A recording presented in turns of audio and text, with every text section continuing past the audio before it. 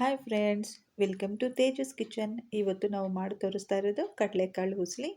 ಗಣೇಶಕ್ಕೆ ತುಂಬ ಇಷ್ಟವಾಗಿರುವಂಥ ಕಡಲೆಕಾಳು ಹುಸ್ಲಿ ಸಿಂಪಲ್ಲಾಗಿ ತುಂಬ ಟೇಸ್ಟಿಯಾಗಿ ಹೇಗೆ ಮಾಡೋದು ಅಂತ ನೋಡೋಣ.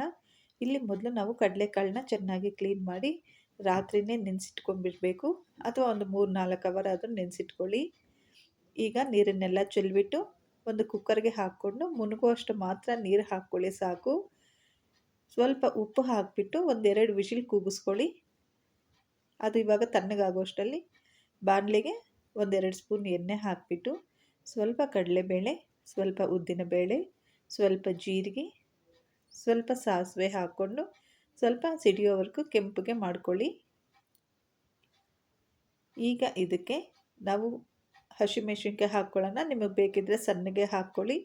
ನಾನಿಲ್ಲಿ ಉದ್ದ ಕಟ್ ಮಾಡಿ ಹಾಕ್ತಾಯಿದ್ದೀನಿ. ಹಸಿಮೆಣಸಿನ್ಕಾಯಿನ ಚಿಕ್ಕ ಮಕ್ಕಳಿರೋರು ಉದ್ದುದ್ದಕ್ಕೆ ಕಟ್ ಮಾಡಿ ಹಾಕ್ಕೊಳ್ಳಿ. ಮತ್ತು ಇಲ್ಲಿ ಸಣ್ಣಗೆ ಕಟ್ ಮಾಡಿರೋಂಥ ಶುಂಠಿ ಹಾಕ್ಕೊಳ್ತಾ ಇದ್ದೀನಿ. ಶುಂಠಿ ಹಾಕೋದ್ರಿಂದ ಗ್ಯಾಸ್ ಆಗೋದಿಲ್ಲ, ಎಷ್ಟು ಬೇಕಾದರೂ ಕಡಲೆಕಾಳು ತಿನ್ನಬಹುದು.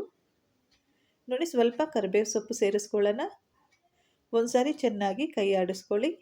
ಈಗ ಇದಕ್ಕೆ ಸ್ವಲ್ಪ ಉಪ್ಪು ಸೇರಿಸ್ಕೊಳ್ಳಿ. ನಾವು ಕಾಳಿಗೆ ಉಪ್ಪು ಹಾಕಿದ್ದೀವಿ. ಇದು ಒಗ್ಗರಣೆಯಲ್ಲಿ ಹಾಕಿದ್ರೆ ಮೇಲೆ ಕೋಟಿಂಗ್ ಕೂಡ ಉಪ್ಪಿರುತ್ತೆ, ತುಂಬ ಟೇಸ್ಟಿಯಾಗಿರುತ್ತೆ. ಸ್ವಲ್ಪ ಅರಿಶಿನ ಪುಡಿ ಹಾಕಿಬಿಟ್ಟು ಚೆನ್ನಾಗಿ ಮಿಕ್ಸ್ ಮಾಡಿಕೊಂಡು ಕೆಂಪಗೆ ಬಾಡಿಸ್ಕೊಳ್ಳಿ. ಈಗ ಬೆಂದಿರೋಂಥ ಕಡಲೆಕಾಳನ್ನು ಹಾಕಿ ಒಂದು ಸಾರಿ ಚೆನ್ನಾಗಿ ಮಿಕ್ಸ್ ಮಾಡ್ಕೊಳ್ಳೋಣ.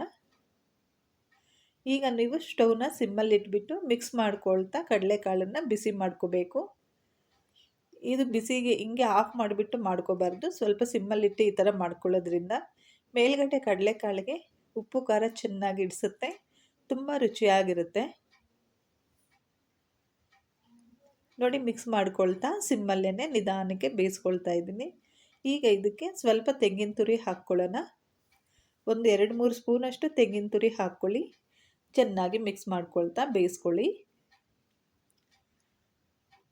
ಈಗ ಇದೆಲ್ಲ ರೀತಿ ಮಿಕ್ಸ್ ಆದಮೇಲೆ 1 ಸ್ಪೂನು ಅಥವಾ 2 ಸ್ಪೂನಷ್ಟು ಕೊತ್ತಂಬರಿ ಸೊಪ್ಪನ್ನು ಕಟ್ ಮಾಡಿ ಹಾಕ್ಕೊಂಡಿದ್ದೆ. ಈಗ ಕೊತ್ತಂಬರಿ ಸೊಪ್ಪು ಕೂಡ ಚೆನ್ನಾಗಿ ಮಿಕ್ಸ್ ಮಾಡ್ಕೊಳ್ಳೋಣ.